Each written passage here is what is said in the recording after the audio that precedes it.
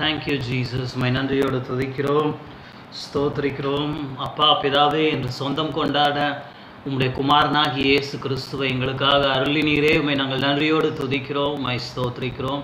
இந்த மாலையில் மறுபடியும் கூடி உம்மை ஆராதிக்க தொழுது கொள்ள எங்களுக்கு திறந்து கொடுத்த அற்புதமான இந்த சந்தர்ப்பத்திற்காக, வாய்ப்பு வசதிக்காக உம்மை நன்றியோடு துதிக்கிறோம். எல்லா விதமான எதிர்மறையான சூழ்நிலைகளையும் இயேசு கிறிஸ்துவின் நாமத்தினாலே ஆண்டவரே அப்புறப்படுத்துகிறேன். தடைகள் அகழுவதாக. தொடர்ந்து பரிசுத்த ஆவியானவர் கிரியை நடப்பிப்பீராக. Thank you Jesus. Let your name be glorified. Thank you father. உம்மை நன்றியோடு உம்மை துதிக்கிறோம், ஸ்தோத்திரிக்கிறோம். Hallelujah. Thank you, Jesus. Father, you are my Father. Jesus, you are my Savior. Holy Spirit, you are my comforter, and my soul knows it well. Father, you are my Father.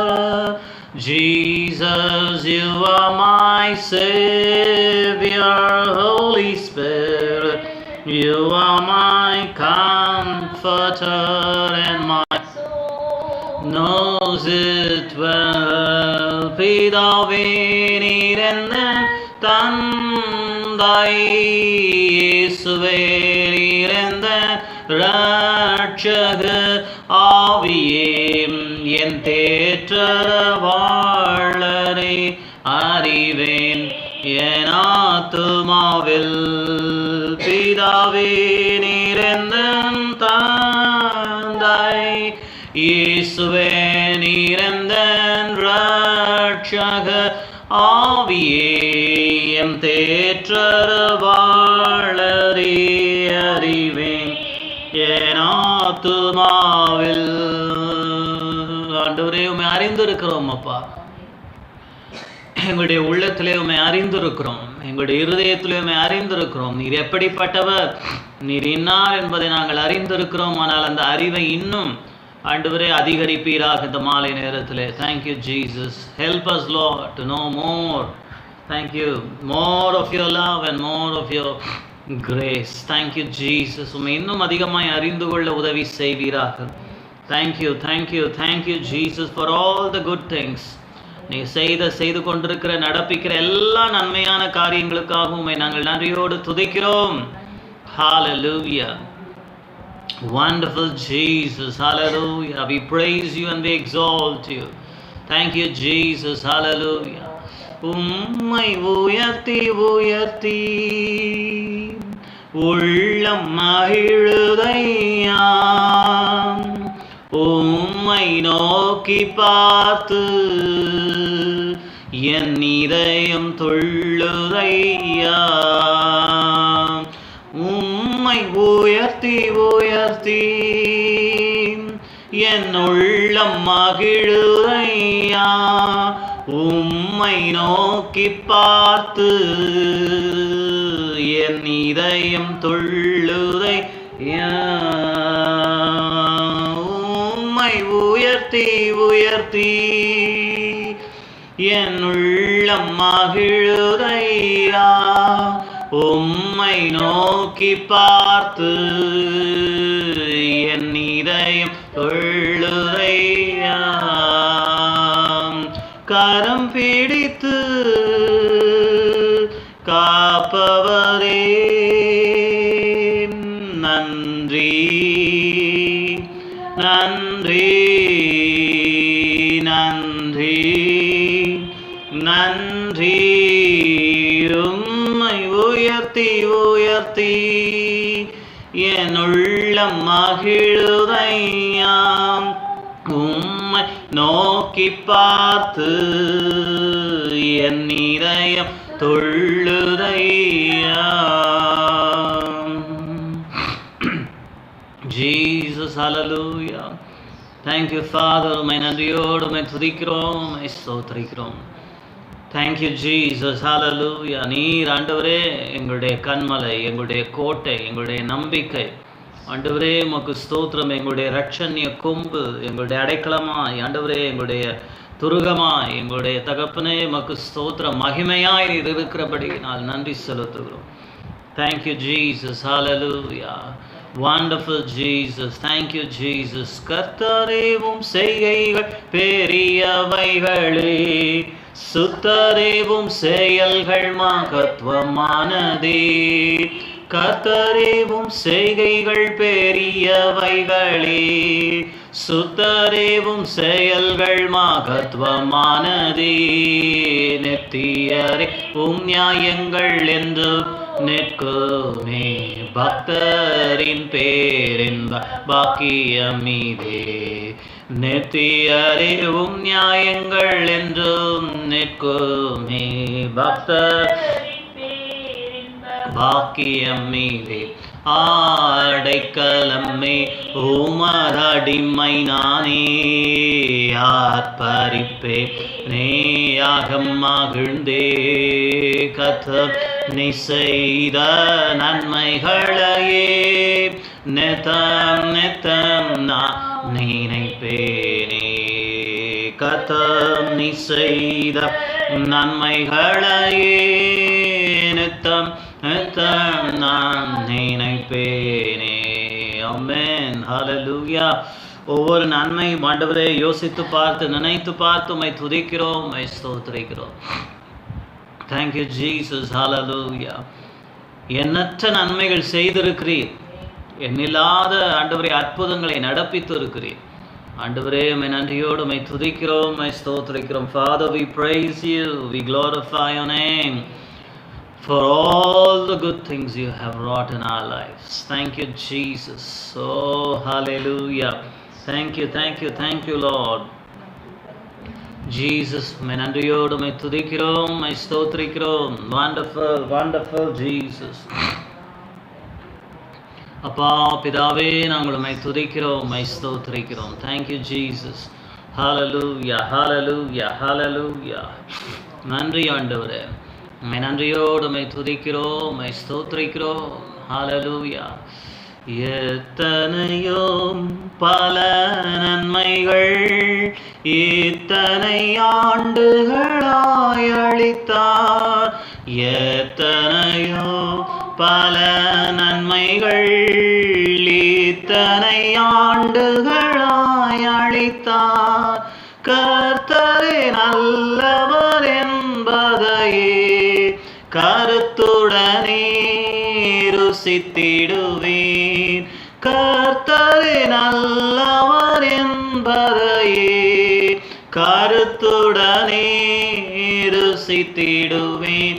ஆர்ப்பரித்தே மகிழ்வேன், ஆண்டவர் என்பதை எங்கும் கூறுவேன். கண்மணி போல் கருத்துடனே கைவிடாமல் என்னை காத்தனரே. கண்மணி போல் கருத்துடனே கைவிடாமல் என்னை காத்தனரே. நேத்தமும் போதித்து நடத்தி நேத்திய ஆலோசனை அளிப்பார். நேத்தமும் போதித்து நடத்தி நேத்திய ஆலோசனை அளிப்பார். முடிவிலே மகிமையில் சேர்த்திடுவார். மகிழ்ந்திடுவேன் நித்தியமாய். முடிவிலே மகிமையில் சேர்த்திடுவார். மகிழ்ந்திடுவேன் நித்தியமாய். ஆர்ப்பரித்தே மகிழ்வேன், ஆண்டவர் என்பதை எங்கும் கூறுவேன். கண்மணி போல் கருத்துடனே கைவிடாமல் என்னை காத்தனரே.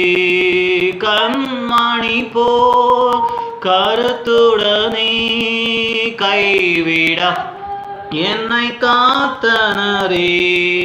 போற்றிடுவேன் பராபரனை, சாற்றிடுவேன் சர்வ வல்லவரை. போற்றிடுவேன் பராபரனை, சாற்றிடுவேன் சர்வ வல்ல பாத்திரனே சுவையே நேத்திரமாய் என்றும் பாடுவேன். ஸ்தோத்திர பாத்திரனே சுவையே நேத்திரமாய் என்றும் பாடுவேன். பறித்தே ஆக மகிழ்வேன், ஆண்டவர் அன்பதை எங்கும் கூறுவேன். கண்மணி போல் கருத்துடனே கைவிடாமல் என்னை காத்தனரே. கண்மணி போல் கருத்துடனே கைவிடாமல் என்னை காத்தனரே. Thank you Jesus. ஒவ்வொரு நாளும் நீர் ஆண்டவரே போதித்து நடத்துகிறீர், ஒவ்வொரு நாளும் போஷித்து நடத்துகிறீர், ஒவ்வொரு நாளும் பாதுகாத்து பராமரித்து வருகிறீர். ஆண்டவரே உம்மை நாங்கள் நன்றியோடு உம்மை துதிக்கிறோம், உம்மை ஸ்தோத்திரிக்கிறோம். இந்த அற்புதமான மாலை பொழுதுக்காக உம்மை துதிக்கிறோம், உம்மை ஸ்தோத்திரிக்கிறோம். Thank you Jesus. ஹல்லேலூயா. இயேசுவே, நீர் எங்களுக்கு செய்த எல்லா மகா பெரிய நன்மைகளுக்காக நாங்கள் எண்ணத்தை செலுத்த முடியும். எங்களுடைய இருதயத்தை, எங்களுடைய ஆண்டவரே கரத்தை உமக்கு நேராக நாங்கள் உயர்த்துகிறோம். Thank you Jesus. ஹல்லேலூயா. யெகோவா ஈரே தந்தையாம் தெய்வம், நீர் மாத்திரம் போதும் எனக்கு. யெகோவா ராஃபா சுகம் தரும் தெய்வம், உம் தழும்புகளால் சுகமே. யெகோவா ஷம்மா என் கூட இருப்பீர், என் தேவையெல்லாம் சந்திப்பீர். நீர் மாத்திரம் போதும், நீர் மாத்திரம் போதும், நீர் மாத்திரம் போதும் எனக்கு. நீர் மாத்திரம் போதும், நீர் மாத்திரம் போதும், நீர் மாத்திரம் போதும் எனக்கு. இயேசுவே நீரே என் ஆத்மநேசர், என்னில் எவ்வளவு அன்பு கூர்ந்தீர். என்னையே மீட்க உம்மையே தந்தீர், உம் அன்பிற்கு இணையில்லையே. என் வாழ்நாளெல்லாம் உமக்காக வாழ்வேன், நீரே என்றென்றும் போதும். நீர் மாத்திரம் போதும், நீர் மாத்திரம் போதும், நீர் மாத்திரம் போதும் எனக்கு. நீர் மாத்திரம் போதும், நீர் மாத்திரம் போதும், நீர் மாத்திரம் போதும் எனக்கு. Hallelujah. Thank you, Father. We praise you, Jesus, and we worship you, Lord, and we glorify your precious name, Jesus. Thank you, Father. Hallelujah. Oh, Jesus, hallelujah. Minister unto us, Lord, this evening. ஆண்டவரே, எங்கள் ஒவ்வொருவருக்கும் நீர் ஆண்டவரே ஊழியம் செய்வீராக. Thank you Jesus. In your very own way, நீர் விரும்புகிற பிரகாரமாக எங்களுடைய வாழ்க்கையிலே இடைபடுவீராக. இந்த மாலை பொழுது ஆண்டவரே தேவ சமூகத்திலே நாங்கள் கூடி வந்திருக்கிறது நல்லது என்று நாங்கள் அறிந்து கொள்ள, உணர்ந்து கொள்ளத்தக்கதான விதத்திலே பரிசுத்த ஆவியானவர் அசைவாடி கொண்டிருக்கிறபடியினால் நன்றி. தொடர்ந்து தேவ ஆவியானவர் நடத்துவீராக. இயேசுவின் நாமத்தில் ஜெபிக்கிறோம் பிதாவே, ஆமென், ஆமென். கர்த்தருடைய நாமத்திற்கு மகிமை உண்டாவதாக. மறுபடியுமாக நேரடி ஒளிபரப்பின் மூலமாக உங்களை சந்திப்பதிலே மிகுந்த மகிழ்ச்சி. நாம் நேரடியாக கர்த்தருடைய வார்த்தைக்குள்ளாய் கடந்து செல்லலாம். அப்போஸ்தலனாகிய பவுல் கலாத்தியருக்கு எழுதின நிருபம் 2ஆம் அதிகாரம். The book of Galatians chapter 2 verses 7 and 8. கலாத்தியரின் புஸ்தகம் 2ஆம் அதிகாரம் 7-8 வசனங்கள். But contrariwise, when they saw that the gospel of the uncircumcision was committed unto me, as the gospel of the circumcision was unto Peter, for he that wrought effectually in Peter to the apostleship of the circumcision The same was mighty in me toward the Gentiles. அதுவும் அல்லாமல் விருத்த சேதனம் உள்ளவர்களுக்கு அப்போஸ்தலனாய் இருக்கும்படி பேதுருவை பலப்படுத்தினவர் புறஜாதிகளுக்கு அப்போஸ்தலனாய் இருக்கும்படி என்னையும் பலப்படுத்தினபடியால் விருத்த சேதனம் உள்ளவர்களுக்கு சுவிசேஷத்தை பிரசங்கிக்கும்படி பேதுருவுக்கு கையளிக்கப்பட்டது போல விருத்த சேதனம் இல்லாதவர்களுக்கு பிரசங்கிக்கும்படி அது எனக்கும் கையளிக்கப்பட்டது என்று அவர்கள் கண்டு. எனக்கு அருமையான தேவனுடைய பிள்ளைகளே, இந்த மாலை நேரத்திலே வாசிக்க கேட்ட இந்த வசனம் ஏதும் நம்முடைய சூழ்நிலைக்கு நம்முடைய வாழ்க்கைக்கு சம்பந்தம் இல்லாதது போல உங்களுக்கு முகப்பிலே ஆரம்பத்திலே தோன்றலாம். பவுலடிகளுடைய வார்த்தைகள் எப்பொழுதுமே அப்படிதான் இருக்கும். ஒரு ஃபுல் ஸ்டாப் வெகு சீக்கிரத்தில் வராத ஒரு பெரிய சொற்றொடர்களை அர்த்த புஷ்டியான வார்த்தைகளை பயன்படுத்துகிறவர். இந்த 2 வசனங்களிலும் அவர் புறஜாதியாகிய கலாத்திய சபைக்கு தன்னுடைய அப்போஸ்தல ஊழியத்தை குறித்து அவர் தெளிவுபடுத்துகிறதை நாம் பார்க்கிறோம். ஜனங்கள் மத்தியிலே ஒரு பெரிய குழப்பம் இருந்தது. அந்த குழப்பத்தையும் சந்தேகங்களையும் ஐயப்பாடுகளையும் தெளிவுபடுத்தும்படி பவுலடிகள் இந்த நிருபத்தை எழுதுகிறார்.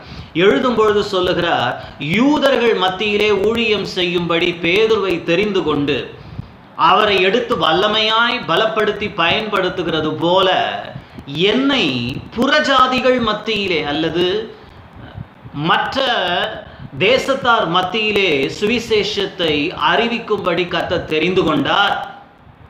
தெரிந்து கொண்டது மாத்திரமல்ல, என்னையும் தேவன் எடுத்து புறஜாதிகளின் மத்தியிலே வல்லமையாய் பயன்படுத்துகிறார். இதுதான் இந்த 2 வசனத்தினுடைய கருப்பொருள், சாராம்சம் அதுதான். இன்னொரு தடவை சொல்லுகிறேன், யூதர்களுக்கு பேதுருவை தெரிந்து கொண்டது போல புறஜாதிகளுக்கு பிரசங்கிக்கும்படி ஊழியம் செய்யும்படி கர்த்தர் என்னையும் தெரிந்து கொண்டார் என்று பவுலடிகள் அங்கே எழுதுகிறதை பார்க்கிறோம்.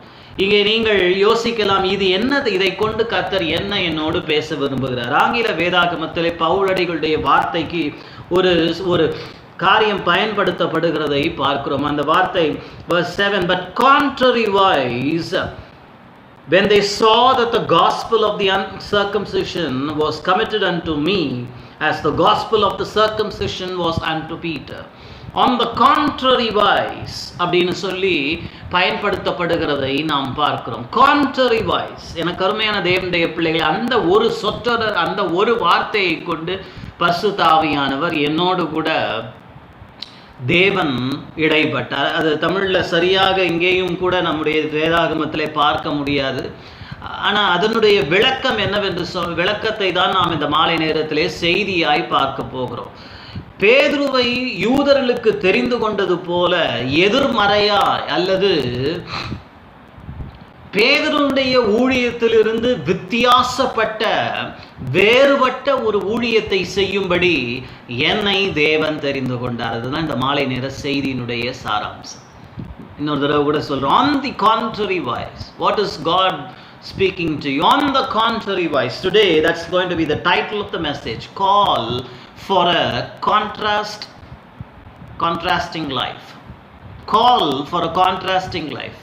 வேறுபட்ட வாழ்க்கை வாழும்படி தேவன் உங்களை அழைக்கிறார். ஹல்லேலூயா. இந்த 2 வார்த்தையிலிருந்து என்ன அருமையான ஒரு செய்தி வருது பாருங்க. வேறுபட்ட வித்தியாசமான ஒரு வாழ்க்கை இந்த உலகத்திலே வாழும்படி தேவன் உங்களையும் என்னையும் அழைக்கிறார். ஹல்லேலூயா. தொடர்ந்து தியானிக்க அது உங்களுடைய வாழ்க்கையிலே அர்த்தத்தையும் பொருளையும் உண்டாக்கும். நாம் எல்லாரும் ஒரே விதமாய் இருக்கும்படி தேவன் நம்மை அழைக்கவும் இல்லை, தெரிந்து கொள்ளவும் இல்லை. See, Paul was called for a different purpose, for a different mission. So was also Peter called by God for a different mission. The same way God has called me for a separate purpose and you for another purpose. உன்னை தேவன் வேறொரு நோக்கத்திற்காக அழைத்திருக்கிறார், என்னை தேவன் வேறொரு நோக்கத்திற்காக அழைத்திருக்கிறார். ஆனால் நம்ம எல்லாரையும் அழைத்தவர் அவரே. அவர் உண்மை உள்ளவர். அந்த அழைப்பிலே நம்மை நிறுத்த வல்லவர். அந்த அழைப்பை அவர் நிறைவேற்றவும் வல்லவராக இருக்கிறார். இங்கே பவுல் அழுத்தம் திருத்தமா இந்த 2-3 வசனங்களில் சொல்ல விரும்புறது என்னன்னாப்பா, பேதுருவை அழைத்தவரும் தேவன் தான், என்னை அழைத்தவரும் தேவன் தான். ஆனா 2 பேருக்கும் வேற ஊழியம் இருக்கு, 2 பேருக்கும் வேற அழைப்பு இருக்கு. ரெண்டு பேருக்கும் வேறு வேறு தெரிந்து கொள்ளுதல் இருக்கிறது என்பதை அங்கே தேவன் பவுலின் மூலமாய் தெளிவுபடுத்துகிறார். இன்றைக்கு இந்த வார்த்தையை கேட்கும் பொழுதே அநேகருக்கு புரிந்திருக்கும். நீங்கள் உங்கள் ஃப்ரெண்ட்ஸை மாதிரி இருக்கும்படி அழைக்கப்பட்டவர்கள் அல்ல. நீங்கள் உங்களுடைய இரத்த கலப்பான சகோதர சகோதரிகளைப் போல இருக்கும்படி அழைக்கப்பட்டவர்கள் அல்ல. நீங்கள் கூட படிக்கிறவர்கள், பழகுகிறவர்கள், வேலை செய்கிறவர்கள், இந்த சமுதாயத்தில் இடைபடுகிறவர்களைப் போல, ஏன் இந்த உலகத்தாரை போலவும் இருக்கும்படி அழைக்கப்படவில்லை. எல்லாரிலும் இருந்து வேறுபட்டவர்களாக, வித்தியாசமானவர்களாக இருக்கும்படி தேவன் உங்களையும் என்னையும் தெரிந்து கொண்டார். God is not in the business of making photocopies, Xerox copies, or God is not in the business of cloning. தேவன் ஜெராக்ஸ் காப்பி எடுக்கிறது மாதிரி அப்படியே இல்லையா அச்சில் வார்த்தால் போல. he is not a cookie cutter. he has the definite calling for you. என தெளிவாய் பேதுருவையும் பவுலும் அதை புரிந்து கொண்டார் பாருங்க. அது மாத்திரமல்ல, அடுத்த வசனத்துல சொல்றாரு, எனக்கு அளிக்கப்பட்ட கிருபை தூண்களாய் எண்ணப்பட்ட யாக்கோபும் கேபாவும் யோவானும் நாங்கள் கண்ட பொழுது அவர்கள் எங்களுக்கு வலது கையை கொடுத்தார்கள். எனக்கு அருமையான தேவனுடைய பிள்ளைகளே, பேதுருவும் பவுலும் மாத்திரம் தங்கள் அழைப்பை, வித்தியாசமான அழைப்பு, வேறுபட்ட வாழ்க்கைக்கென்று வேறுபட்ட அழைப்புடையவர்கள் என்பதை அறிந்து கொண்டார்கள் என்று அல்ல, சுற்றி இருந்த அப்போஸ்தலர்களும் அதை அக்னாலஜ் பண்றாங்க, அதை ரெகக்னைஸ் பண்ணி அக்னாலஜ் பண்ணுகிறதை நாம் பார்க்கிறோம். அப்ப என்ன தெரியுதுன்னா, பேதுருவும் பவுலும் கூட இருந்த எல்லா அப்போஸ்தலர்களும் ஒரு காரியத்தை தெரிந்து கொண்டாங்க. தேவன் அப்படின்னா ஒவ்வொரு பேட்டர்ன் எம்ப்ராய்டரியில் நீங்கள் பார்த்தீங்கன்னா எல்லா பேட்டர்னும் ஒரே மாதிரி இருந்துச்சுன்னா சலிப்பு வந்துடுங்க. எல்லாமே ஒரே மாதிரி இருந்துச்சுன்னா வித்தியாசம் தெரியாது. ஒரே கலர் நூலை, ஒரே வர்ணத்தை கொண்ட, ஒரே நிறத்தை கொண்ட நூலை பயன்படுத்துவார்களே, ஆனால் அது ரொம்ப சலிப்பையும் அழுப்பையும் கொண்டு வந்துவிடும். ஆனால் எம்ப்ராய்டரி, சித்திர தையலாடை பண்ணும் பொழுது பாருங்க, பல நிறங்களை, பல வர்ணங்களை அதில் போடும் பொழுது அது பளிச்சுன்னு தெரியும், ரொம்ப வித்தியாசமாக தெரியும். அதை பார்க்கும்போது இந்த பேட்டர்ன் ரொம்ப அழகாக இருக்கே என்று சொல்லி எல்லாரும் விரும்புகிறோம். அதே போலதான் இந்த உலகத்தில் உன்னையும் என்னையும் தேவன் வேறுபட்டவர்களாக, ஆனால் ஒரே சரீரத்தின் அவயவம் தான், ஆனால் வேறுபட்டவர்களாக இருக்கும்படி தேவன் தெரிந்து கொண்டார். பவுலடிகள் அதை குறித்து இன்னும் தெளிவாக 1 கொரிந்தியர் 12ஆம் அதிகாரத்தில் எழுதுகிறார், நாம் எல்லாம் ஒரே சரீரத்தை சேர்ந்தவர்கள், அந்த சரீரத்தின் தலை கிறிஸ்து.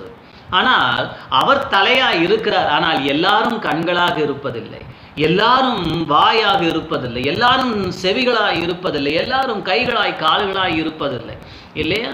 அப்படின்னா என்ன அர்த்தம்? எல்லாரும் கண்ணா இருக்க முடியாது. கண்களாய் இருக்கும்படி அழைக்கப்பட்டவர்கள் கண்களாய் இருப்பார்கள், கையாய் இருக்கும்படி அழைக்கப்பட்டவர்கள் கையாய் இருப்பாங்க. கையை பார்த்து நீ எனக்கு தேவையில்லை அல்லது நீ என்னை விட தாழ்ந்தவன் என்று சொல்ல முடியாது. எனக்கு அருமையான தேவனுடைய பிள்ளைகளை, அதுதான் இந்த மாலை நேர செய்தியினுடைய சாராம்சம். So you are called for a contrasting life, not a contradictory life. May that statement sink within you, that the Lord may minister to you.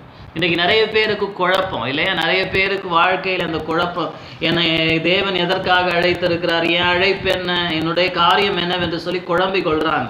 இந்த மாலை நேரத்தில் இந்த ஃபவுண்டிங் ஃபாதர்ஸ், இந்த ஆதி சபையை நிறுவின ஸ்தாபித்த அப்போஸ்தலர்கள் புரிந்து கொண்டது போல நீங்கள் உங்கள் வாழ்க்கையை புரிந்து கொள்ளும் பொழுது மற்றவர்களோடு உங்களை ஒப்பிட வேண்டிய அவசியம் இருக்காது. இதனால பாருங்க, எத்தனை காரியங்கள் எலிமினேட் ஆகுது பாருங்க. சில நேரங்களில் நமக்கு சோர்வு வர காரணம் என்ன தெரியுமா? சில நேரங்களில் நாம் ஏன் ரொம்ப டிஸ்கரேஜ்டு ஆகிறோம் தெரியுமா? டிமோட்டிவேட் ஆகுவதற்குரிய காரணங்களிலே ஒன்று, நம்மை மற்றவர்களோடு ஒப்பிட்டு பார்க்குறோம். அந்த ஊழியக்கார மாதிரி நான் இல்லையே, அவரை போல நான் இல்லையே, இவங்கள மாதிரி நான் இல்லையே. ஆமாம், நீ வித்தியாசமானவன், நீ வேறுபட்ட ஒரு நோக்கத்திற்காக தேவனால் அழைக்கப்பட்டவன் என்று தெரிந்து கொள்ளும் பொழுது இந்த கம்பேரிசன், இந்த காம்படிஷனே அங்கே எலிமினேட் ஆகிவிடுகிறது. அப்போது சோர்விலிருந்தும் நாம் தப்பித்துக் கொள்ளுகிறோம். இந்த மாலை நேரத்தில் அதை தான் நாம் பார்க்க போகிறோம். வேதாகமத்தில் இப்படி வித்தியாசமாய் வேறுபட்டவர்களாய் திகழ்ந்தவர்கள் நிறைய பேர் இருக்கிறாங்க. அதில் முதலாவது நாம் யோசேப்பை குறித்து ஆதியாகமத்தின் புஸ்தகம் 49ஆம் அதிகாரத்தில் நாம் பார்க்க போகிறோம். அங்கே ரொம்ப தெளிவாக அவனை குறித்து சொல்லப்பட்டிருக்கிறது. The prophecy made by his father over Joseph, Genesis chapter 49. ஆதியாகமத்தின் புஸ்தகம் 49ஆம் அதிகாரத்திலே பல ஆசீர்வாதங்களை சொல்லிக் கொண்டு வருகிறவர் 26ஆம் வசனத்திலே, உன் தகப்பனுடைய ஆசீர்வாதங்கள் என் பிதாக்களுடைய ஆசீர்வாதங்களுக்கு மேற்பட்டதாய் இருந்து நித்திய பர்வதங்களின் முடிவு மட்டும் எட்டுகின்றன. அவைகள் யோசேப்பினுடைய சிரசின் மேலும் தன் சகோதரரில் விசேஷித்தவனுடைய உச்சந்தலையின் மேலும் வருவதாக. Note the word, விசேஷித்தவன்.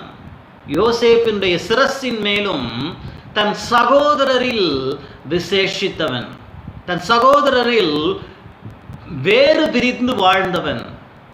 இங்கிலீஷ்ல வாசிக்கும் பொழுது, Joseph was separate from his brethren. The blessing of the father Jacob, the blessing of his forefathers, ancestors came upon the crown of Joseph because he was separate from his brethren. He was distinguished from his brethren. See, God wants you to live a distinguished life on this earth.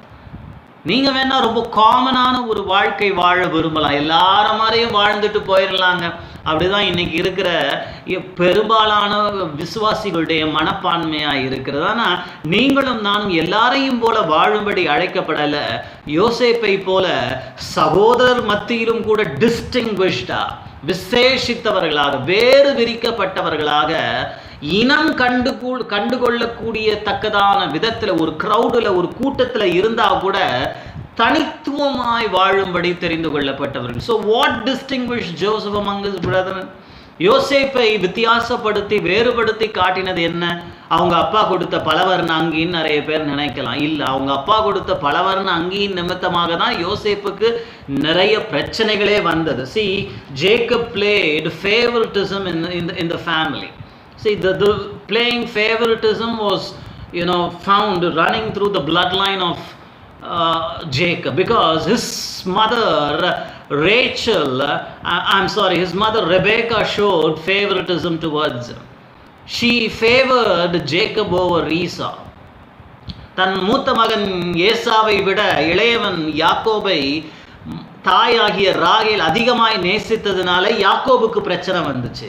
இப்ப யாக்கோபுக்கு 12 ஆண் பிள்ளைகள் 12 பிள்ளைகள் இருந்தாலும் யோசேப்பை மாத்திரம் அவங்க அப்பா யாக்கோபு அதிகமாய் நேசித்ததுனால இப்ப பிரச்சனை என்ன ஆகுதுன்னு பார்த்தா, இங்கேயும் பிரச்சனை. ஃபேவரட்டிசம் நிமித்தமாக எல்லா சகோதரர்களும் யோசேப்பை பகைக்க ஆரம்பித்தார்கள். அதுவல்ல நம்முடைய தேவனுடைய செய்தி. What made Joseph a distinguished man? On the contrary, what made his life so contrastingly different, so strikingly distinguished? Don't you want? Aren't you thirsty for such a kind of life? இப்படி யோசேப்பை போல நான் கூட என் கூட உடன்பிறப்புகள் மத்தியிலே, என் கிறிஸ்துவின் மத்தியிலே, விசுவாசிகள் மத்தியிலே, கூட வேலை பார்க்கிறவங்க மத்தியிலே, என்னோடு கூட பழகுகிறவர்கள் மத்தியிலே நான் வித்தியாசமாய், வேறுபடுத்தப்பட்டவனாய், தனித்துவமாய், பெருமைக்காக, தற்பெருமைக்காக அல்ல, தேவனுடைய அழைப்பை நாம் விளங்க பண்ணும்படியாக வாழணும்னு விரும்புறீங்களா? எனக்கு தெரியல, உங்க கையை நான் பார்க்க முடியாது. ஆனா நான் ரொம்ப அதிகமாக விரும்புகிறேன். யோசேப்பை குறித்து பிற்காலத்தில் அவங்க அப்பா சொல்ற ஸ்டேட்மெண்ட்டை பாருங்க. யோசேப்பே, நீ உன் சகோதரரில் வேறு பிரிக்கப்பட்டவனாக, தனித்துவம் உடையவனாக நீ வாழ்ந்தாய். ஆகையினால் உன் என் பிதாக்களுடைய ஆசீர்வாதங்கள் உன் சிரசின் மேல் வருவதாக. ஹல்லேலூயா. இந்த மாலை நேரத்தில் இந்த செய்தியை கேட்டுக்கொண்டிருக்கிற நீயும் கூட தனித்துவமும் விசேஷமும் வேறுபட்டவனாய் வாழும்படி கர்த்தர் என்னை அழைத்து அபிஷேகம் பண்ணி இருக்கிறார் என்று நீ அறிந்து உணரும் பொழுது, நானும் சொல்லுகிறேன், யோசேப்பினுடைய உச்சந்தலையில் இறங்கின தேவ ஆசீர்வாதம் இன்றைக்கு உன்னுடைய உச்சந்தலையிலும் இறங்கி கொண்டிருக்கிறது. அவங்க அப்பா மூதாதையருடைய ஆசீர்வாதங்கள், ஆபிரகாம், ஈசாக்கு, யாக்கோபு என்பவருடைய உடன்படிக்கையின் ஆசீர்வாதங்கள் எல்லாம் யோசேப்பின் மேல் வந்தது. காரணம் என்ன? அவன் விசேஷித்தவனாய் வாழ்ந்தான். மேலும் பாருங்க, அதே அதிகாரத்தில், அந்த 49ஆம் அதிகாரத்தில் அவனை குறித்து அவங்க அப்பா பேசும் பொழுது 22ஆம் வசனம், யோசேப்பு கனிதரும் செடி, அவன் நீருற்றண்டையிலே கனிதரும் செடி, அதன் கொடிகள் சுவரின் மேல் படரும். அப்போ அவங்க அப்பா கொடுத்த பலவர்ண அங்கி அவனை வேறுபடுத்தி காட்டல. அவனுடைய வாழ்க்கையிலே அவனை வேறுபடுத்தி காண்பித்தது என்னன்னு சொன்னா, அவன் தேவனால் ஸ்தாபிக்கப்பட்ட அல்லது தேவனால் நாட்டப்பட்ட ஒரு கனித்தரும் செடியாயிருந்தான். ஆனால் அவன் சகோதரர்களோ மாறுபட்டவர்களாய் வாழ்ந்தார்கள். Joseph was a seed, a vine planted by the well. And who planted it? God Almighty. ஏன் இவன் டிஸ்டிங்விஷ்டா இருந்தான்? ஏன் பிரதர் யோசேப் அவன் சகோதரர்கள் மத்தியிலே தனித்துவம் உடையவனாய் இருந்தான்னு சொன்னா, அவன் தேவனுடைய வித்தாய், தேவனால் நடப்பட்டவனாய் காணப்பட்டான். அதுவும் எங்க நடப்பட்டிருந்தான்? நீருற்றண்டையிலே. பவுலடிகள் சொல்லுகிறது போல, நான் நட்டேன், அப்பல்லோ நீர் பாய்ச்சினான். அப்ப தேவன் அவன் வாழ்க்கையில என்னத்தை நட்டார்? உங்க எல்லாருக்கும் தெரியும். ஏறக்குறைய 17 வயது இருக்கும் பொழுது அவன் சொப்பனங்களை காண ஆரம்பித்தான். He began to dream dreams. That was the seed God, sowed in his heart. God planted something within the man. I'm telling you, a distinguished person, a man who knows that he is called for a different purpose, will always discover what God has planted in his heart. தன் இருதயத்திலே தேவன் என்னத்தை விதைத்திருக்கிறார் என்பதை நீ அறிந்து கொள்ள முடியும். நீ கர்த்தரால் தெரிந்து கொள்ளப்பட்டவன் என்பதை மறந்து விடாது. இன்றைக்கு அநேகர் சொல்றாங்க, எனக்கு தெரியல, கர்த்தர் எதற்காக அழைத்தார் தெரியல, எதற்காக தெரிந்து கொண்டார் தெரியலன்னு நீங்க சொல்றீங்க. இல்ல, நீங்கள் தேவனால் பிரித்தெடுக்கப்பட்டவர்கள் என்றும் தேவனால் ஒரு வேறுபடுத்தப்பட்ட வாழ்க்கைக்கு அழைக்கப்பட்டவர்கள் என்பதை நீங்கள் அறிந்து கொள்ளும் போது உங்க இருதயத்தில் ஆண்டவர் என்ன பிளான்ட் பண்றாருன்னு உங்களுக்கு தெரியும். தெரியலனா தேவ சமூகத்தில் இருந்து அதை தெளிவுபடுத்தி கொள்ளணும். யோசேப்பு கனித்தரும் செடி. என்ன அழகாக சொல்றாரு பாருங்க. ஒரு காட்டத்தி மரம்னு சொல்லல, முள்ளுன்னு சொல்லல, காஞ்சொரின்னு சொல்லல. ஆண்டவர் அவனை குறித்து தீர்க்க தரிசனமாய் உரைக்கும் பொழுது அவன் கனிதரும் செடி. ஏன்? அந்த கனிதரும் செடியை தேவன் நட்டார். God planted. What has God planted in your heart? Have you recognized that? I'm telling you, not your apparel, but the anointing on your life distinguishes you. நீ உடுத்துகிற பலவர்ண அங்கி அல்ல உன்னை சகோதரர்கள் மத்தியிலே பிரித்து தனித்துவம் உடையவனாய் காண்பிப்பது. பலவர்ண அங்கி அல்ல, தேவன் இருதயத்திலே விதைத்திருக்கிற அனாதி நோக்கம், அனாதி தீர்மானம். இன்னைக்கு அநேகர் அதை தவற விட்டு எல்லாரையும் போல ஒரு ரெகுலர், எல்லாரையும் போல ஒரு காமனர் போல வாழ விரும்புகிறார்கள். அதுவல்ல, நீ தேவனால் தனித்துவம் உடையவனாய் வாழும்படி பவுலை போல, பேதுருவை போல, யோசேப்பை போல. Not only God planted, but also He ensured that the dreams He put in His heart was continually nourished. See, தேவன் உங்கள் வாழ்க்கையிலே எதை நடுகிறாரோ அதற்கு தொடர்ந்து நீர் பாய்ச்சிக்கிட்டே இருப்பார். அப்போ நீங்க அதன் மூலமாவே தெரிந்து கொள்ளலாம், இதுதான் என்னை குறித்து தேவன் வைத்திருக்கிற நோக்கம் என்பதை. புரியுதுங்களா? தேவன் எதை விதைக்கிறாரோ அதை தொடர்ந்து தண்ணீர் பாய்ச்சி கொண்டே இருப்பார். பவுல் சொல்லுகிறது போல தேவன் யோசேப்பினுடைய வாழ்க்கையிலே 2 சொப்பனங்களை கொடுத்தார்.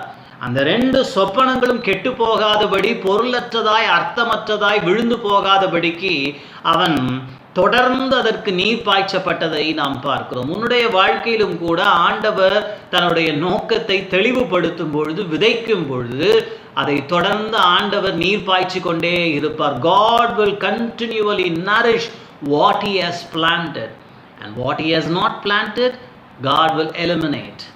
So that will show that will reveal to you God's purpose concerning your life. உன் வாழ்க்கையை குறித்து தேவனுடைய நோக்கம் இன்னது என்பதை அது தெளிவுபடுத்திவிடும்.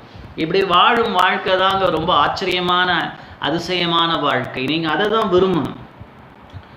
இந்த மாலை நேரத்தில் உன் திட்டம் அல்ல, உன்னுடைய வழி அல்ல. தேவன் உன்னை குறித்து உன்னதமான திட்டங்களையும் உன்னதமான வழிகளையும் கொண்டுள்ளார். யோசேப்பை கொண்டு போய் எகிப்திலே அவனை உன்னத சிங்காசனத்திலே உயர்த்தினது போல அவனை பூமியில் உள்ள ஜனங்களுக்கெல்லாம் ஆசீர்வாதமாய் மாற்ற வேண்டும் என்பது தேவனுடைய திட்டமாயிருந்தது. So this Joseph was a dreamer, whereas his brethren were drifters.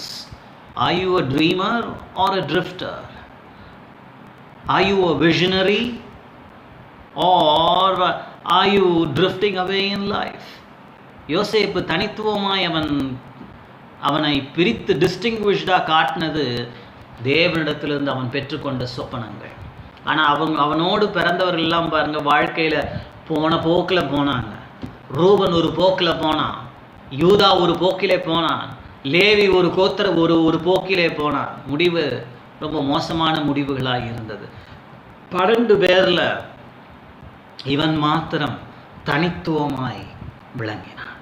இன்றைக்கு உன்னுடைய உடன்பிறப்புகள் மத்தியிலே, நீ வாழ்கிற ஜனத்தின் மத்தியிலே நீயும் இப்படி விளங்க வேண்டும் என்றுதான் தேவன் உன்னை தெரிந்தெடுத்திருக்கிறார், உன்னை அழைத்திருக்கிறார், உன்னை அபிஷேகித்திருக்கிறார். அதை உணரும் பொழுது தொடர்ந்து தேவன் அதற்கு உரமிட்டு, அதற்கு நீர் பாய்ச்சி, அது கெட்டு போகாதபடி, அது சுவரின் மேல் படரும் கொடிகளை போடும்படி, அது கனிதரும் திராட்சை செடியாய் விளங்கும்படி கர்த்தர் உதவி செய்வார். நீ அதை நம்பணும். அதற்கு எதிராய் பலவிதமான காரியங்கள் வந்தது. ஆமாம், நீங்கள் விஷனரியாக இருக்கும் பொழுது, நீங்கள் தேவனிடத்திலிருந்து காரியங்களை பெற்றுக்கொள்ளும் பொழுது கூட இருக்கிறவங்க சும்மா இருக்க மாட்டாங்க. You will be persecuted for the word's sake. That is what Jesus spoke in the parable in Matthew chapter 13. மத்தேயு 13ஆம் அதிகாரத்திலே இயேசு சொன்ன ஓமானத்தில்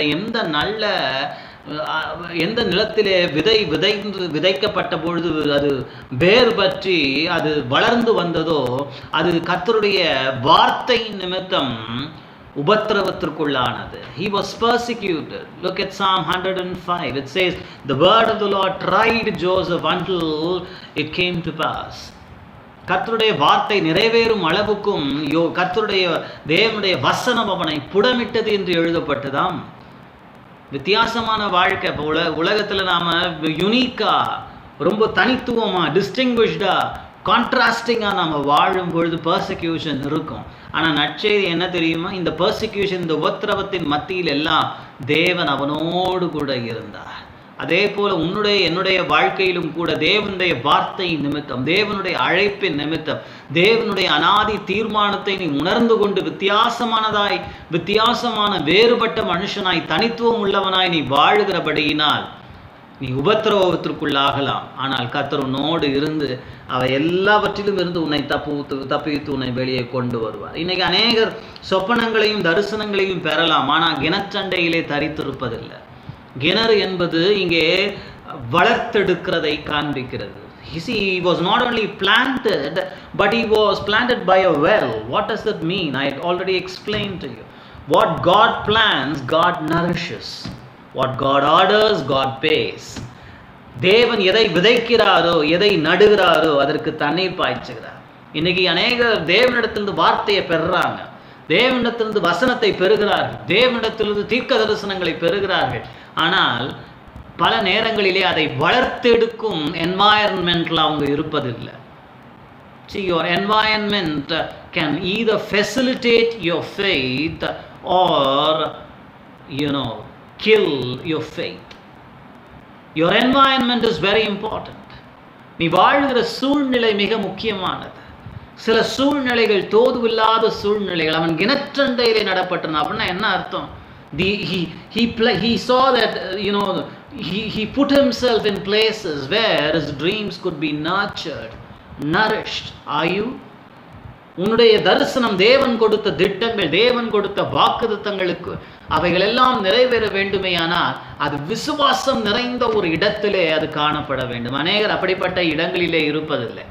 அதனால்தான் சங்கீதக்காரனாகிய தாவீது சொல்லுகிறான், துன்மார்க்க நிற்கும் இடத்தில் நிற்காம, பாவிகளுடைய வழியில் நில்லாமல், துன்மார்க்க உட்காரும் இடத்தில் உட்காராமல், கர்த்தருடைய வேதத்தின் மேல் இரவும் பகலும் தியானமாகிறது, மனமகிழ்ச்சியாக இருந்தது தியானிக்கிற மனுஷன் பாக்கியவான், அவன் நீர்க்கால்களின் ஓரமாய். See, you have to plant yourself by the water, because that situation, that kind of an environment enables you, encourages you, motivates you, edifies you.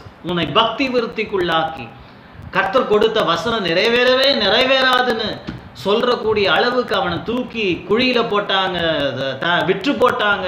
போத்திபாருடைய வீட்டில் வந்து அடைந்தான், அங்கே இருந்து மறுபடியும் சிறைச்சாலைக்குள் தள்ளப்பட்டான். ஆனாலும் அவன் நீரூற்றண்டையிலே நடப்பட்டது போல, that means he continually nurtured and nourished what God has planted in his heart. இன்னைக்கு அதையே போல நீயும் கூட உணர்ந்து கொண்டு செயல்படும்போது இந்த உலகத்திலே வித்தியாசப்பட்ட மனுஷனாய் வாழ முடியும். இரண்டாவதாக, வேறு பிரிக்கப்பட்ட வாழ்க்கை வாழ்ந்த இன்னொரு மனுஷனை பற்றி நாம் பார்க்க போகிறோம். இந்த மனுஷனை நாம் குறித்து 2 வசனங்கள் சொல்லுகிறது. 2ஐயும் நாம் பார்க்கலாம். எபிரேயருக்கு நிருபத்திற்கு நேராக திருப்புங்க. 11ஆம் வசனம். Turn your Bibles if you have to the book of Hebrews, verse 23. எபிரேயருக்கு நிருபம் 11ஆம் அதிகாரம் 23ஆம் வசனம். மோசே பிறந்தபோது அவனுடைய தாய் தகப்பன்மார் அவனை அழகுள்ள பிள்ளை என்று கண்டு விசுவாசத்தினாலே ராஜாவினுடைய கட்டளைக்கு பயப்படாமல் அவனை 3 மாதம் ஒளித்து வைத்தார்கள். விசுவாசத்தினாலே அவனுடைய தாய் தகப்பன்மார்கள் மோசே பிறந்த பொழுது அவனை அழகுள்ள பிள்ளை என்று கண்டார்களாம்.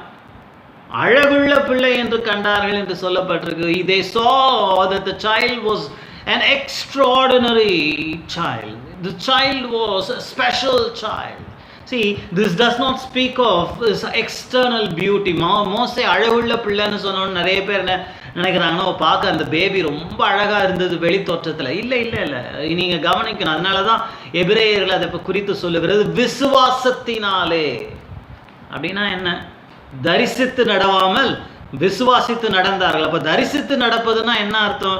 ஒரு குழந்தைய பார்த்தோன்னப்பா என்ன அழகா இருக்கு, என்ன சப்பியா இருக்கு, என்ன ஃபேரா இருக்கு, என்ன ரட்டியா இருக்குன்னு சொல்லி என்ன நாம புகழுவோம். ஏன்னா நம்ம எக்ஸ்டர்னல் வெளி தோற்றத்தை பார்த்து அந்த பிள்ளையை மெச்சுகிறோம். ஆனா அதுவல்ல இங்கே மென்ஷன் பண்ணப்படுகிறது. பரிசுத்த ஆவியானவர். அதனாலதான் எபிரேயர் 11ஆம் அதிகாரத்தில் நாம் வாசித்த வசனத்தில் சொல்றாரு, புறக்கண்களினால் அல்ல விசுவாச கண்களினால் அதை கண்டார்கள். அப்படின்னா என்ன அர்த்தம்? There was nothing special about Moses in his outward appearance, but the parents could see that this child was no ordinary child, but was an exceptional child by faith. Which, in other words, they saw that the child had the calling of God upon his life. தேவனால் அழைக்கப்பட்ட பிள்ளை, தேவனுடைய திட்டம் உள்ள ஒரு பிள்ளை, தேவன் இவனை கொண்டு ஏதோ ஒரு பெரிய காரியத்தை செய்ய போகிறார் என்பதை அந்த பிள்ளையினுடைய புறந்தோற்றத்தை கண்டு அல்ல, விசுவாச கண்களினாலே கண்டார்கள். அப்படிப்பட்ட பெற்றோர்களுக்காக ஸ்தோத்திரம் இல்லையா? அப்படிப்பட்ட பெற்றோர்களுக்காக கர்த்தருக்கு ஸ்தோத்திரம். இன்றைக்கு அநேக பெற்றோர் தங்கள் பிள்ளைகளை அப்படி பார்ப்பதில்லை. பிற பிள்ளைகளோடு ஒப்பிட்டு பார்த்து, அந்த பிள்ளை மாதிரி நீ இல்லையே, அவனை மாதிரி இல்லையே, அவளை மாதிரி நீ சாதிக்கல, அவனை மாதிரி இன்ஜினியர் ஆகலை, அவனை மாதிரி டாக்டர் ஆகலை, அவனை மாதிரி இதை செய்யலை அதை செய்யலைன்னு சொல்லி today people want, they measure themselves among them with themselves. That's not the way to live.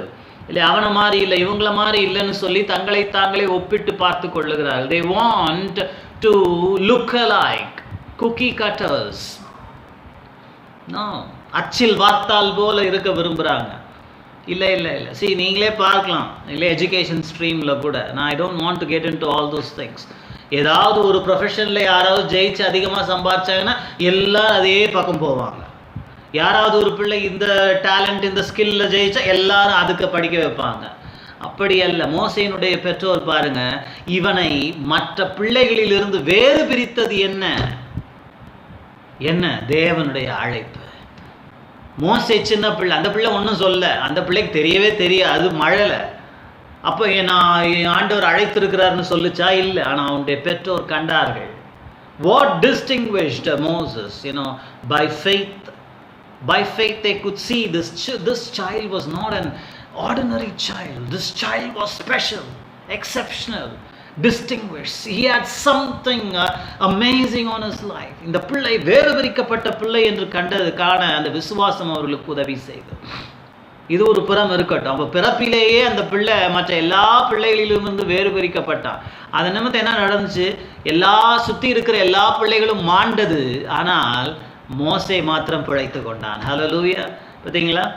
நீங்களும் நானும் வேறு பிரிக்கப்பட்டவர்கள், தனித்துவமாய் வாழ அழைக்கப்பட்டவர்கள் என்பதை உணரும் பொழுது இந்த உலகத்தின் தீங்கிலிருந்து நாம் தப்பித்துக் கொள்ளுகிறோம். இந்த உலகத்தின் காரியங்கள் நம்மை அழித்து போடுவதில்லை. ராஜாவின் ஆணை மோசையை தொட முடியவில்லை. ராஜாவின் பட்டயம் அவனை கொன்று போட முடியவில்லை. தேசத்திலிருந்து அத்தனை எபிரேய 2 வயதுக்குட்பட்ட எல்லா பிள்ளைகளும் கொல்லப்பட்டார்கள். ஆனால் மோசே மாத்திரம் தப்பித்துக்கொண்டான். இன்னைக்கு நீங்க யோசிக்கலாம், how am I going to survive in such a competitive society, in this everything is against me. எல்லாம் எனக்கு எதிராக இருக்குது. தேசம் எதிராக இருக்குது, சூழ்நிலைகள் எனக்கு எதிராக இருக்குது, சவால்கள் எதிராக இருக்குது, எல்லாமே எதிராக இருக்கு. நான் எப்படி வாழ போறேன்? நீ தெரிந்து கொள்ள வேண்டும், மோசேயை போல நீ ஒரு சாதாரண பிள்ளை அல்ல, நீ சாதாரண ஒரு மனுஷன் அல்ல. நீ கிறிஸ்துவுக்குள் இருப்பாயானால் நீ புது சிருஷ்டியாய் இருக்கிறாய். பழையவள் எல்லாம் ஒழிந்து போயின, எல்லாம் புதிதாயின. உன் வாழ்க்கை குறித்து தேவன் புதிய திட்டத்தையும் புதிய நோக்கத்தையும் வைத்திருக்கிறார். சரி, இது அவன் பெற்றோர் சொன்ன சாட்சி. ஆனால் நான் இன்னொரு அற்புதமான ஒரு காரியத்தை நாம் வேதாகமத்திலிருந்து பார்க்கலாம். அவனுடைய பெற்றோர் அவனை தனித்துவம் வாய்ந்த பிள்ளையாய் கண்டார்கள். ஆனால் இங்கே என்னாகமத்தின் புஸ்தகத்திலே 12ஆம் அதிகாரத்துக்கு நேராக நீங்கள் திருப்பும் பொழுது, turn your Bibles to the book of Numbers chapter 12. என்னாகமத்தின் புஸ்தகம் 12ஆம் அதிகாரம் 7ஆம் வசனம். என் தாசனாகிய மோசேயோ அப்படிப்பட்டவன் அல்ல, என் வீட்டில் எங்கும் அவன் உண்மை உள்ளவன். Look at what God says about Moses.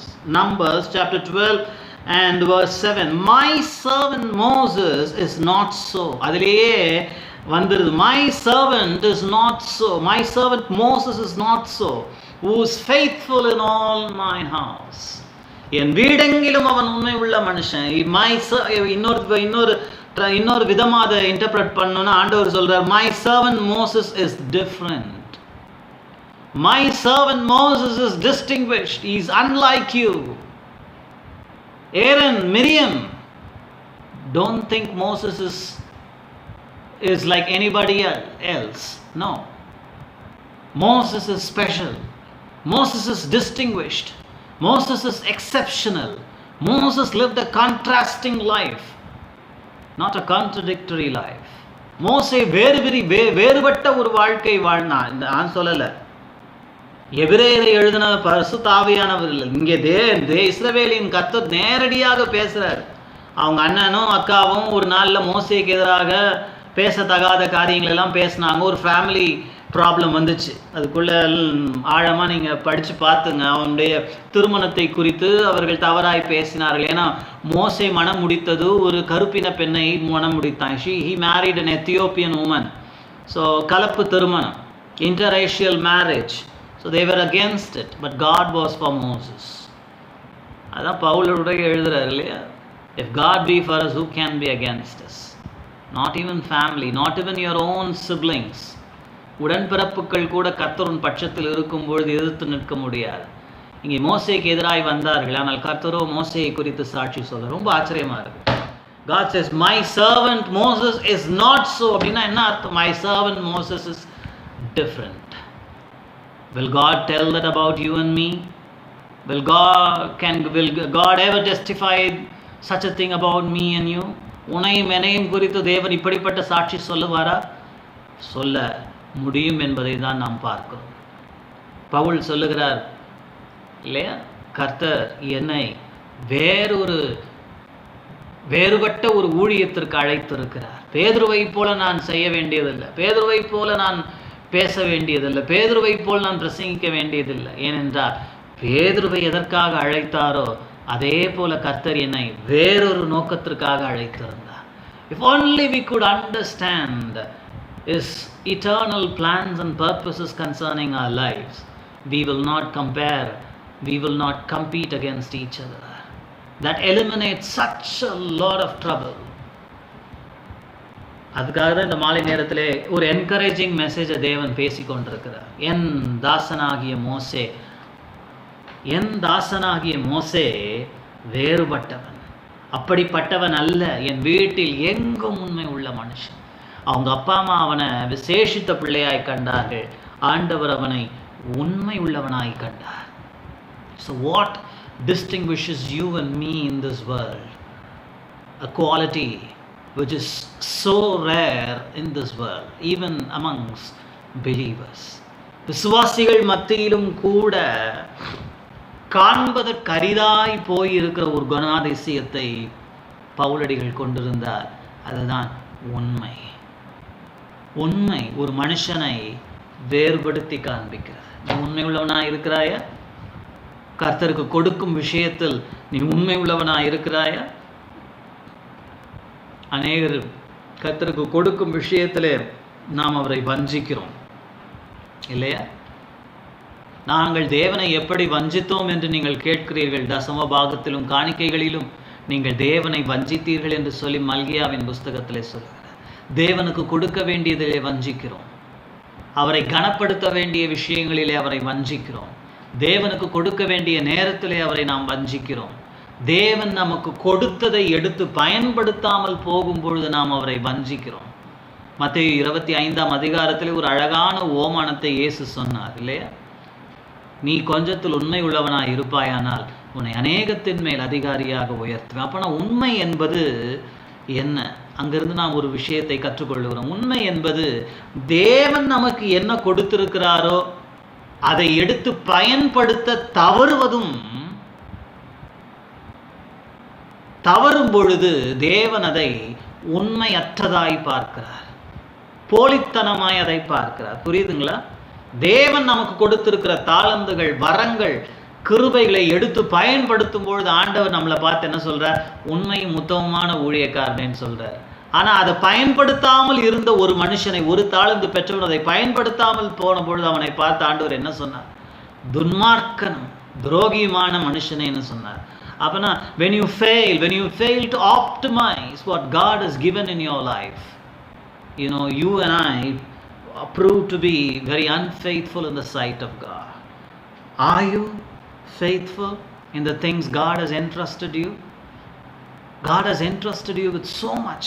உன்னையும் என்னையும் உன் கையிலும் என் கையிலும் தேவன் அநேகத்தை கொடுத்திருக்கிறார். பரிசுத்த ஆவியானவர் உங்களோடு கூட பேசுவாராக. பிரியமான தேவனுடைய பிள்ளைகளே, இந்த மோசேயையும் யோசுவாவையும் கூட தேவன் வித்தியாசப்படுத்துகிறார் பாருங்க. யோசுவாவின் புஸ்தகம் 1ஆம் அதிகாரத்துக்கு நேராக திருப்புங்கள். Turn your Bibles to the book of Joshua chapter 1. யோசுவாவின் புஸ்தகம் 1ஆம் அதிகாரம். யோசுவாவின் புஸ்தகம் 1ஆம் அதிகாரம் 5-6 வசனங்கள். There shall not any man be able to stand before thee all the days of thy life. As I was with Moses, so I will be with you. I will not fail you nor forsake you. Be strong and of a good courage. For unto this people shalt thou divide for an inheritance the land which I swore unto your fathers to give unto them. யோசுவாவின் புஸ்தகம் 5ஆம் அதிகாரத்தில் அவர் என்ன சொல்றார்? நீ உயிரோடு இருக்கும் நாளெல்லாம் நான் உன்னோடு கூட இருப்பேன். மோசையோடு இருந்தது போல உன்னோடு கூட இருப்பேன். நான் உன்னை விட்டு விலகுவதும் இல்லை, உன்னை கைவிடுவதும் இல்லை என்று சொல்லுகிறார். மேலும் அவர் தொடர்ந்து என்ன சொல்றார் பாருங்க. நீ பலம் கொண்டு திடமனதா இரு. ஏன்? இந்த ஜனத்தின் பிதாக்களுக்கு நான் கொடுப்பேன் என்று ஆணையிட்ட தேசத்தை நீ இவர்களுக்கு பங்கிடுவாய். மோசேக்கும் யோசுவாவுக்கும் இருந்த ஊழியத்திற்கு வித்தியாசத்தை இங்கே நாம் பார்க்க முடிகிறது. பரிசுத்த ஆவியானவர் இங்கே மோசேயையும் யோசுவாவையும் வேறுபடுத்தி காண்பிக்கிறார். மோசே எதற்காக அழைக்கப்பட்டான் தெரியுமா? இஸ்ரவேல் ஜனங்களை எகிப்திலிருந்து வெளியே கொண்டு வருவதற்காக அழைக்கப்பட்டான். யோசுவா எதற்காக அழைக்கப்பட்டான் தெரியுமா? கொண்டு வரப்பட்ட ஜனங்களை கொண்டு போய் சேர்க்கும்படி அழைக்கப்பட்டான். ரெண்டுக்கும் வித்தியாசம் இருக்கிறது. பரிசுத்த ஆவியானவர் உங்களோடு கூட பேசுவாராக. God called Moses to deliver people out of Egypt, but God called Joshua to divide the land for the people.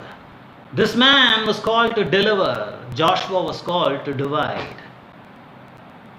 See, ஊழியம் ஒன்றுதான், ஆனால் நோக்கங்கள் வித்தியாசமானது.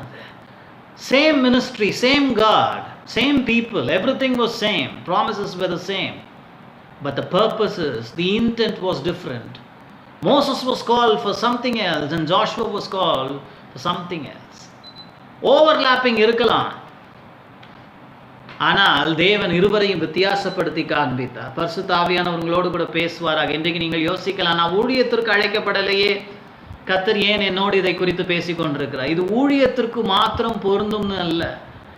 இதே மாதிரிதான் உங்க வீட்டிலையும் கூட, நீ படிக்கிற போகிற வருகிற இடங்களிலும் கூட நீ மற்றவர்களைப் போல இருக்கும்படி அழைக்கப்பட்டவர்கள் அல்ல. அவர்கள் அவர்களாக இருக்கட்டும்.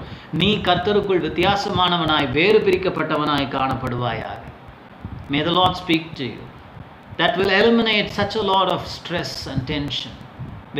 When you get to know that you are not called to be like everyone else. You are not called to be like your brother. உங்க அண்ணனை மாதிரி நீ இருக்கும்படி அழைக்கப்படலை.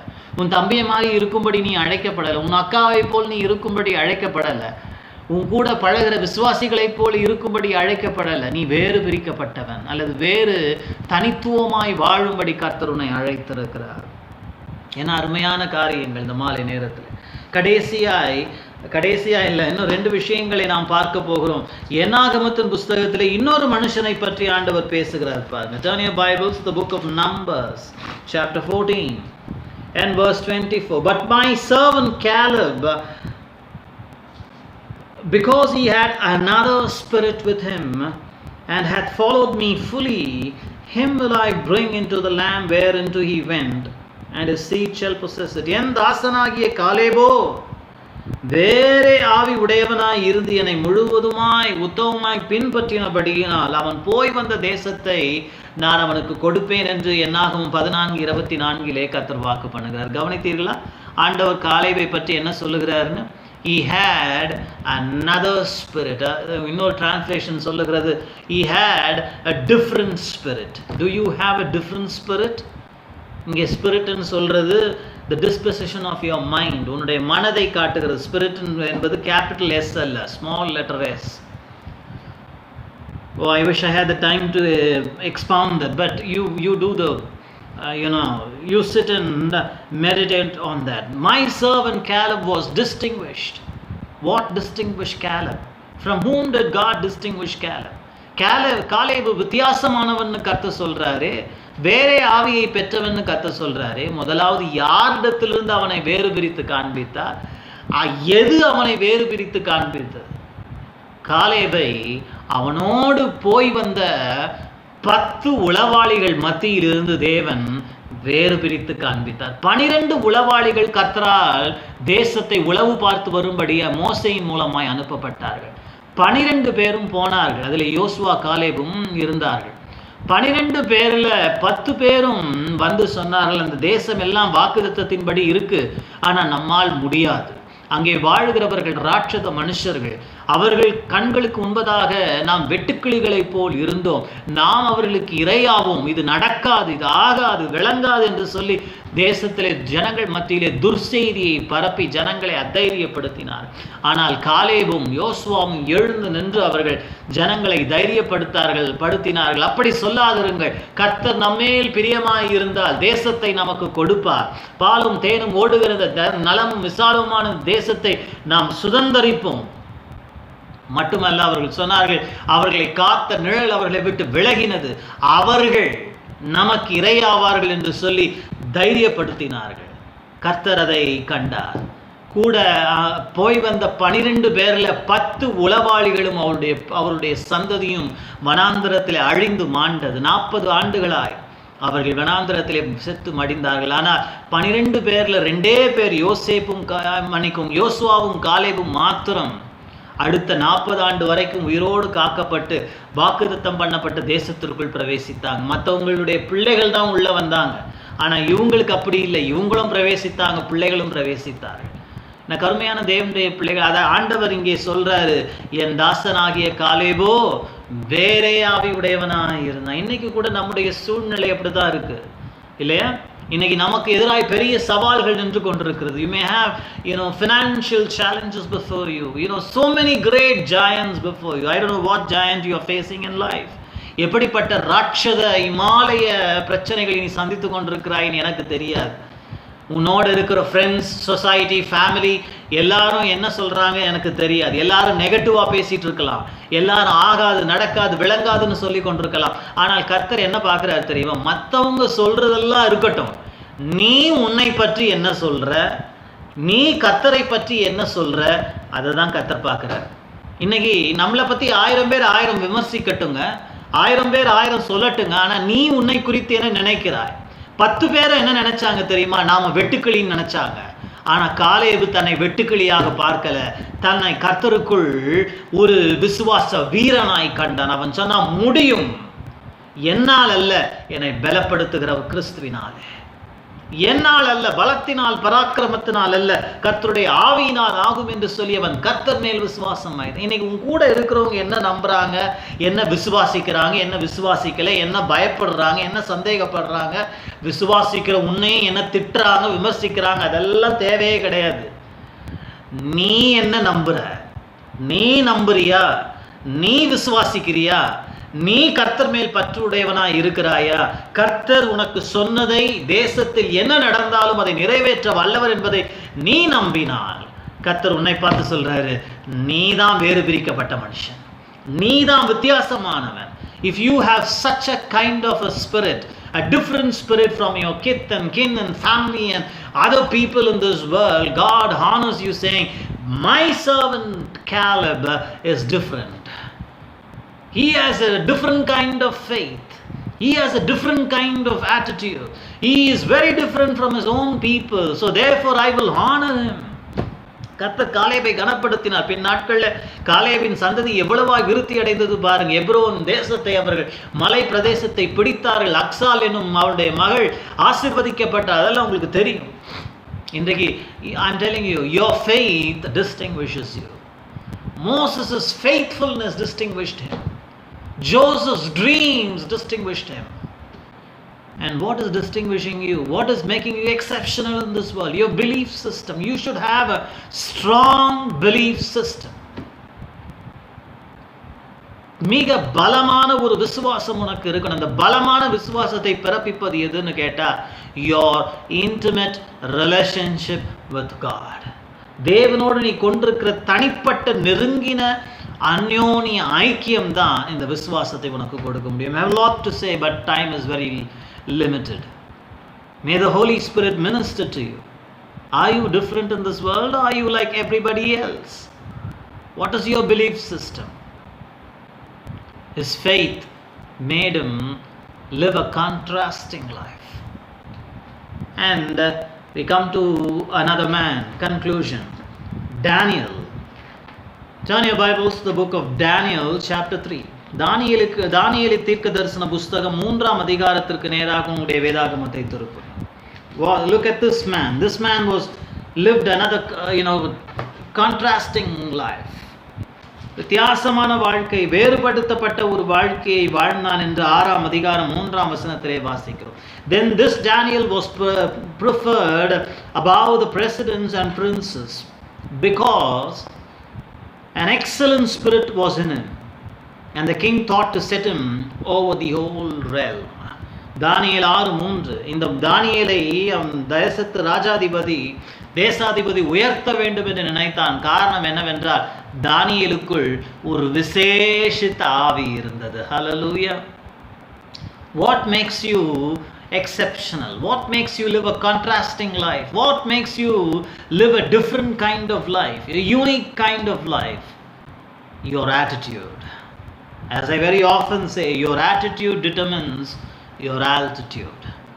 உன் மனோ நிலை, நீ எவ்வளவு உயரம் போக மாட்டே என்பதை நிர்ணயிப்பது உன் மனநிலை. இங்கே எக்ஸலன்ட் ஸ்பிரிட் என்பது, if you do the research, if you do the study of the scriptures, it doesn't refer to the Holy Spirit. It refers to the disposition of your mind. உன் மனநிலையை குறித்து இந்த எக்ஸலன்ட் ஸ்பிரிட், விசேஷித்த ஆவின்னு தமிழ்ல சொல்லுது. இந்த விசேஷித்த ஆவி என்பது பரிசுத்த ஆவியானவரை பற்றி பேசல, உன் மனதை குறித்து பேசுகிறது. இன்றைக்கு உன்னுடைய மனம் எப்படி இருக்கிறது, அதை பொறுத்து தான் உன் உயர்வும் தாழ்வும் நிர்ணயிக்கப்படும்.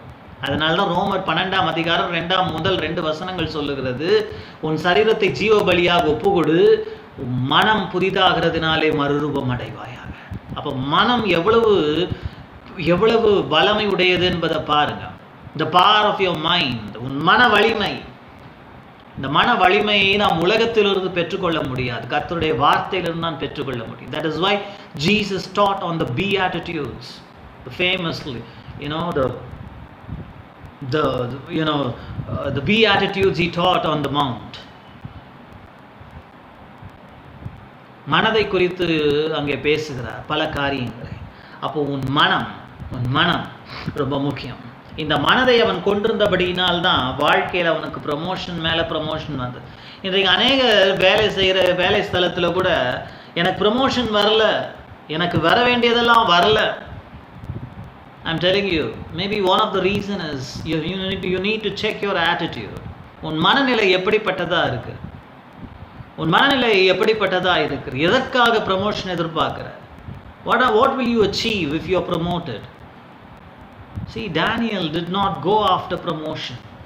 He ensured that he walked in an excellent spirit. Are you walking in an excellent spirit? Is your attitude excellent? Unfortunately, many people have a stinking attitude. That is why God is not able to promote, exalt. May the Holy Spirit speak to you. தானியேலுக்குள் ஒரு விசேஷித்த மனநிலை இருந்தது. அந்த மனநிலை அவனை அங்கு இருந்த எல்லாரிலும் வேறுபிடித்து காண்பித்தது. முதல் அதிகாரத்தில் பார்க்கிறோம், அவன் ஒரு மன நிர்ணயமுடைய மனுஷனாய் காணப்பட்டான். என்ன மன நிர்ணயம்? ராஜா போஜனத்தினால் தன்னை தீட்டுப்படுத்தலாகாது என்று தன் மனதிற்குள் தீர்மானித்து கொண்டான். He had a purpose in his heart. He purposed in himself. He determined himself not to defile himself with the king's meat. What does that teach us? It teaches that Daniel had a spiritual thinking, a spiritual minded person. தானியேல் ஆவிக்குரிய மனமுள்ள ஒரு மனுஷனாய் காணப்பட்டான். லௌகீக புத்தி அல்ல. பாருங்க, ரோமர்கள் நிருபம் 8ஆம் அதிகாரத்தில் அங்கே வேதம் சொல்லுகிறது, மாம்ச சிந்தை மரணம், ஆவியின் சிந்தையோ ஜீவனும் சமாதானம். To be carnally minded is death. To be spiritually minded is life and peace. And in the second chapter of Daniel, you find this prayerful life. In the 6th chapter of Daniel, you find this prayerful attitude. 2ஆம் அதிகாரத்திலே தானியேலுடைய ஜெப சிந்தையை பார்க்கிறோம். ஜெபம் என்பது நீங்க எப்படி ஜெபிக்கிறீங்க என்பது அல்ல, எப்படிப்பட்ட ஒரு தோற்றத்தில் இருந்து ஜெபிக்கிறீங்கன்னு அல்ல. Prayer is not about posture. It is about your profession of faith. And many people give more importance to their posture. ஜெபத்தில் இப்படிதான் இருக்கணும், அப்படிதான் இருக்கணும்னு யோசிக்கிறாங்க. அதெல்லாம் 2ஆம் பட்சம். உன் மனநிலை எப்படி இருக்குது? கடைசியாக நாம் பார்க்கும் பொழுது Daniel had potential. He had potential. தானியேலுக்குள் திறமை, தாளந்துகள் பொதிந்து இருந்தது. அதையெல்லாம் தேவனுக்கென்று அவன் எடுத்து பயன்படுத்தினான். Today we have the prophecy of Daniel. What do we can learn? Eschatology அதிலிருந்து தான் வருது. Eschatology is the study of latter day events. கடைசி கால தீர்க்க தரிசனங்களை குறித்த படிப்பு, போதனை எல்லாம் நாம் தானியேல் தீர்க்க தரிசன புஸ்தகத்திலிருந்து நாம் பெற்றுக்கொள்கிறோம். தானியேல் உரைத்த தீர்க்க தரிசனத்தை பெர்சிய நாட்டிலே அவர்கள் அதை பத்திரப்படுத்தி வைத்திருந்தபடியினால் அதை படித்து பெத்லகேமிலே ஒரு பாலகன் பிறக்க போகிறார், அவர்தான் யூதருக்கு ராஜா என்பதை எப்படி அறிந்து கொண்டாங்க? நாம கிறிஸ்மஸ் காலத்தில் மஜாய் பற்றி பேசுகிறோம். The Magi who came from the east, கிழக்கிலிருந்து வந்த சாஸ்திரிகளை பற்றி வாசிக்கிறோம். எப்படி அவங்களுக்கு தெரிந்தது? They had the prophecy of Daniel. They read it and they came to know that there is going to be a king of the Jews born in Bethlehem. So they believed and came forward. So also Daniel prophesied about the end times. See, all these things came into existence in his life because he had an excellent attitude. அவனுக்கு நல்ல மனநிலை இருந்தது, ஆரோக்கியமான மனநிலையை பெற்றிருந்தான். அது எப்படி வந்தது? அவன் எரேமியா தீர்க்க தரிசன புஸ்தகத்தை வாசிக்கிறவனாக இருந்தான். மோசேயினுடைய நியாயப்பிரமாண புஸ்தகங்களை வாசிக்கிறவனாக இருந்தான். இதெல்லாம் அங்கேயே இருக்கு, நீங்க பார்த்து கொள்ளலாம். So you find his purpose, Daniel's purpose, Daniel's prayerful life, and Daniel's potential. So today, all these things distinguish Daniel. தானியேலே இவைகள் எல்லாம் உன்னுடைய ஜெப வாழ்க்கை, அவனுடைய மன நிர்ணயமான ஆவிக்குரிய சிந்தனை, அவனுடைய வாழ்க்கையிலே இருந்த வரங்கள், கிருபைகள், இவைகள் எல்லாம் அவனை தனித்துவம் வாய்ந்த ஒரு மனுஷனாய் காண்பித்தது. மாலையிலே நாம் பரிசுத்த ஆவியானவர் நம்மோடு பேசி இருக்கிறார். பவுலை கொண்டு யோசேப்பு பலவர்ண அங்கியினால் வேறுபடுத்தப்படவில்லை. அவன் தேவனிடத்திலிருந்து பெற்றுக்கொண்ட தரிசனங்கள் அவனை வேறு பிரித்து காண்பித்தது. மோசே பிறப்பிலேயே வேறு பிரிக்கப்பட்ட பிள்ளையாய் காண்பிக்கப்பட்டான். தேவனும் கூட அவனை குறித்து பிற்காலத்திலே உண்மை உள்ள மனுஷன் என்று சாட்சி கொடுத்தார். உண்மை உள்ள மனுஷன், உண்மை ஒரு மனுஷனை வேறு பிரித்து காண்பிக்கிறது மோசே. நீங்க அப்படியே பார்த்து கொண்டு வரும்பொழுது காலேபை குறித்து நாம் வாசிக்கிறோம். அவனுடைய வாழ்க்கையில அவனை வேறு பிரித்து காண்பித்தது அவனுடைய விசுவாசம். கடைசியாய் நாம் பார்க்கிறோம் தானியேல். அவனுடைய வாழ்க்கையிலே ஒரு விசேஷித்த மனநிலையை பெற்றிருந்தான். அது அவனை வேறு பிரித்து காண்பித்தது. இதே போல கர்த்தர் உங்களையும் கூட வழி நடத்துவார் என்று விசுவாசிக்கிறேன். நாம் ஜெபிப்போமா? Thank you Jesus, thank you Lord. My நன்றியோடு மை துதிக்கிறோம், மை ஸ்தோத்திரிக்கிறோம். ஆண்டவரே, இந்த மாலை நேரத்தில் எங்களோடு கூட பேசி இருக்கிறீர். அருமையான ஒரு செய்தி எங்களுக்கு கொடுத்திருக்கிறீர். நாங்கள் சாதாரண ஜனங்கள் அல்ல. எல்லாரையும் போல பிறந்தோம், வளர்ந்தோம், வாழ்ந்தோம், மரித்தோம், முடிந்தது என்று அல்ல. நாங்கள் எங்கள் பிறப்பிலேயே மோசேயை போல தனித்துவம் வாய்ந்தவர்கள் என்பதை நாங்கள் அறிந்து கொள்ளுகிறோம். விசித்திர வினோதமாய் நீர் எங்களை உருவாக்கி இருக்கிறீர். நாங்கள் ஜெராக்ஸ் காப்பீஸ் அல்ல. நாங்கள் வித்தியாசமானவர்கள், விசேஷித்தவர்கள் என்பதை குறித்து எங்களோடு பேசி இருக்கிறீர். இஸ்ரவேலே, உனக்கு ஒப்பானவன் யார்? கர்த்தரால் மீட்கப்பட்ட ஜனமே, உனக்கு ஒப்பானவர் யார்? இந்த மாலை நேரத்தில் என்னுடைய பிள்ளைகளுக்காக விசேஷமாய் ஜெபிக்கிறேன். ஒவ்வொருவரையும் தைரியப்படுத்தும், ஒவ்வொருவரையும் பலப்படுத்தும், ஒவ்வொருவரையும் ஊக்கப்படுத்துவீராக. சரீரங்கள் பலனடைவதாக. சிதைந்து போன கனவுகள், சிதைந்து போன ஆண்டவரே மனநிலையெல்லாம் சீர்படுவதாக என்று நான் ஜெபிக்கிறேன்.